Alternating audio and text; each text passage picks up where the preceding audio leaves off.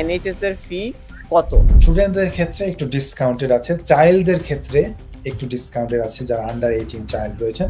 NHS ফিসটা basically IHS ফি, এটা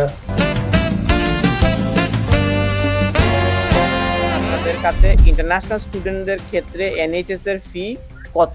জি, NHS ফিসটা basically IHS ফি, এটা খুব সম্ভবত 770 এর মতো। আমরা এখন গুগলে সার্চ করে 776 পাউন্ড। জি, 776 পাউন্ড, রাইট।